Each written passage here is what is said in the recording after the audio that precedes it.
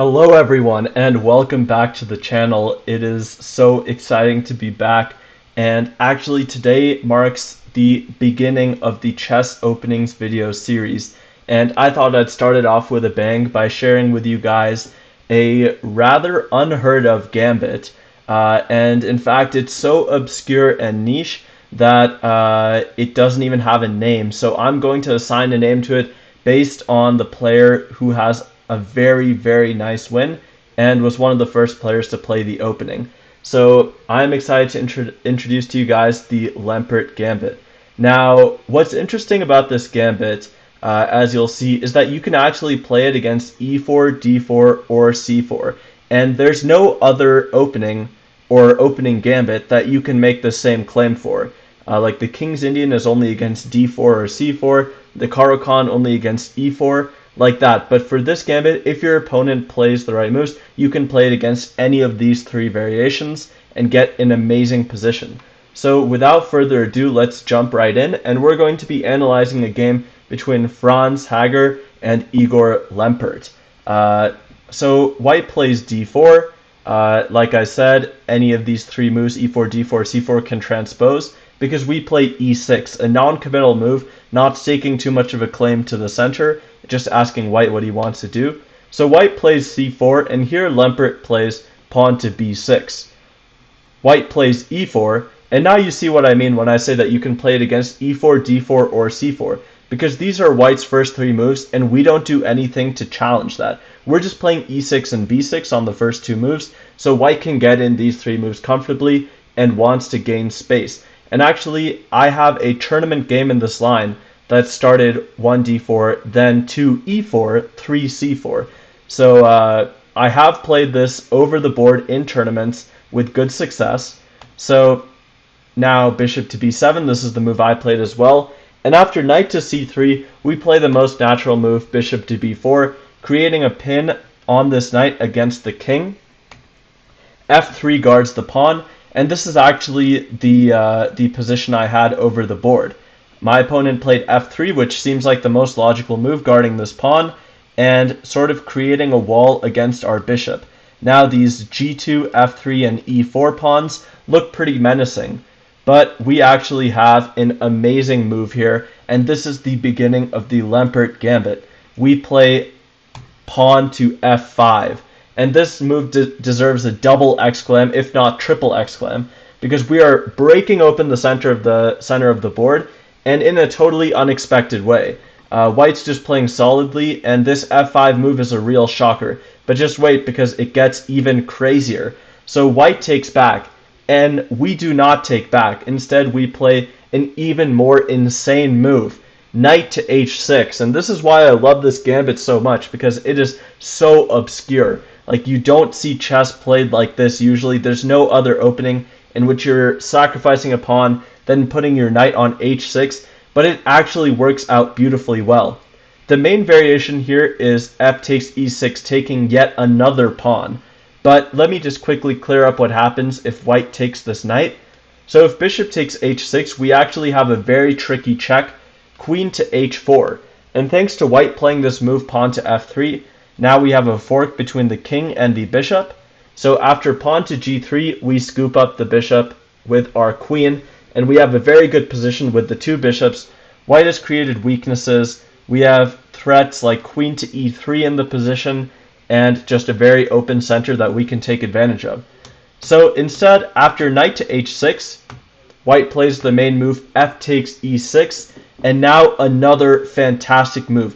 We don't take back accepting a worse pawn structure. Instead, we play knight to f5, sacrificing a third pawn in a row. Just look at the last couple moves. We play f5, let him take that. Now knight h6, let him take another pawn. And now knight to f5, let him take yet another pawn. And here, despite being down 3 pawns at the moment, black has a crazy initiative. And so black actually takes back with the knight. And here we have a great position due to our piece activity. And this game illustrates that very well. So white plays bishop to f4, hoping to bunker down on the king side, reduce the amount of weaknesses he has. But now we play queen to h4, provoking white to make yet another weakness, which indeed he does, g3. And now we simply drop back queen to e7 check. We are not afraid of any queen to e2, as that gets rid of the defense of this d4 pawn, and we still have an overwhelming initiative. So white plays bishop to e2 here, hoping to keep his two pawns, consolidate, and just win in an endgame. But here we have pawn to g5, continuing the attack, keeping the initiative. And this is a concept in chess that is very, very important, keeping the initiative. You don't want to let your opponent consolidate, especially after you've gambited a pawn, or in this case, two full pawns. So you want to make sure that your opponent is still on the back foot and that you're making all the threats. And g5 does exactly that. So queen to d3 is played, trying to counterattack against this knight on f5. And now we play rook to f8, defending the knight, still keeping the threat against this bishop on f4, and keeping our pressure on the e file, on this diagonal, on this diagonal. We have a lot of pressure here. So white plays the bishop back to d2, hoping to take some of the pressure off of his knight on c3.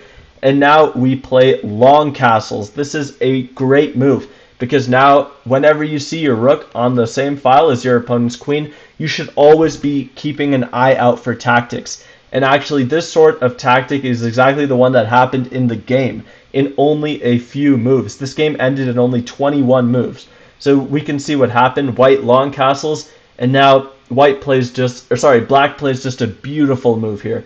Knight to e5, taking advantage of the pin on the d file. So white has to move out of the way, plays queen all the way back to b1. Any other move also loses this d4 pawn. Now knight takes on d4. White plays knight to d5. And actually, I added some more moves into this variation just to show you guys. But the game ended in only 16 moves, not 21, but only 16 moves because of this next move. So I'll give you guys a chance to pause your video and try to find the game-ending move that Igor Lempert played in this very position. Alright, I'm going to spoil it for you guys now. The move is rook takes d5, after which Franz Haggard just resigned. This is O-1, game over. Lempert takes over the position, and after c takes d5, which wasn't played because white resigned, we have queen to c5 check. The bishop has to block. We take the bishop. Rook takes knight, only a move to stay alive. We take back with our bishop, unleashing a discovered check on the king. The queen blocks, and we scoop up the knight. And after the ensuing queen trade, we are just up 2 full pieces, and we will easily win the game. So I hope this was a good introduction to the Lempert Gambit. Just to review one more time, your opponent puts all 3 of their pawns in the center, whether this be e4, d4, c4, or d4, c4, e4. Really any order, we can get the same gambit. We play e6 on move 1, then transition over to b6, bishop to b7, so as to allow our opponent time to put all 3 of these pawns here. So we play e6, b6, and then bishop b7. And this setup looks very tame, but we are just getting our bishops out, making threats, and all of a sudden, after white's most natural and most common move, f3, we have this amazing gambit with pawn to f5 and knight to h6. So I hope you guys can use this opening, the Lempert Gambit, as a nice surprise weapon. You can get a lot of nice wins, and actually a lot of nice over-the-board wins. This isn't just good for Blitz Chess Online, but also good for classical games. I myself played this in a 90-minute classical game and achieved a solid result, so you can definitely do the same. If you guys learned something, please feel free to like, comment, and subscribe. Every subscription helps me a lot, and I will see you guys in the next chess openings video. Let me know if there's an opening in particular you would like me to cover. I'll see you guys next time.